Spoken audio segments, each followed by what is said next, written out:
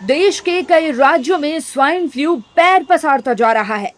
Delhi NCR में लगातार swine flu के मरीज बढ़ते जा रहे हैं।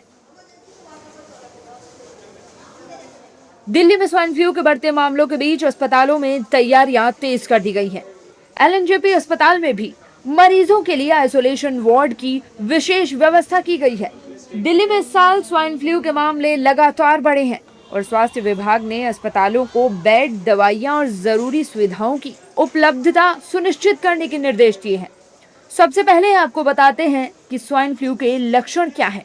तेज बुखार, ठंड लगना, लगातार खांसी, गले में खराश, नाक बहना या बंद होना, सिर और शरीर में दर्द, थकान महसूस होना। एलएनजेपी के डॉक्टर सत्यजीत कुमार का कहना है कि अगर किसी व्यक्ति में H1N1 जैसे लक्षण दिखाई देते हैं तो उसे तुरंत डॉक्टर से सलाह लेनी चाहिए। जो पेशेंट आते हैं वो नॉर्मल कॉमन फ्लू के साथ ही आते हैं। साथ में उनको हाई ग्रेड फीवर होता है, सर्दी खांसी के साथ साथ उनको थोड़ी ठंड लगती है। अगर उनको सांस में कोई दिक्कत आ रही हो या सांस लेने में परेशानी हो रही हो तो जरूर हॉस्पिटल आकर उनका उपचार कराएं। वहीं दिल्ली के स्वास्थ्य मंत्री पंकज सिंह का कहना है कि कोई घबराने की जरूरत नहीं है।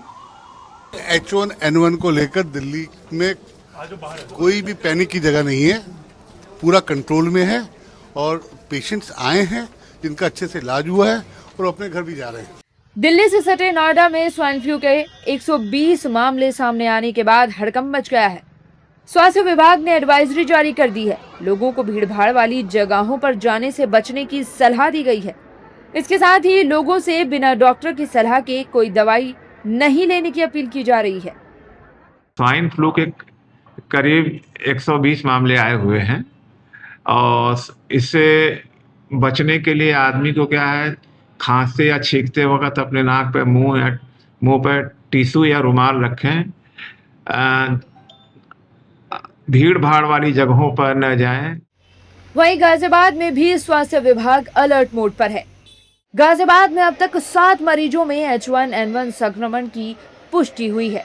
राहत की बात यह है कि सभी मरीजों की हालत सामान्य बताई जा रही है। इनमें 4 मरीज अस्पताल में भर्ती हैं, जबकि 3 मरीजों का घर पर इलाज चल रहा है। स्वास्थ्य विभाग इन सभी मरीजों की लगातार निगरानी कर रहा है। डॉक्टरों का कहना है कि H1N1 सामान्य फ्लू की तरह फैलने वाला संक्रमण है। इससे घबराने की जरूरत नहीं है, लेकिन सावधानी बेहद जरूरी है। के लिए हम लोग जितने भी हमारे जिला अस्पताल हैं, प्राइवेट हॉस्पिटल हैं, हम लोगों ने उनको एडवाइस जारी कर दी है। जॉन जॉन्स की RW के साथ में कमेटी के लिए हम लोगों ने एडवाइस जारी कर रखी है। लगातार हम लोग उनके संपर्क में भी हैं।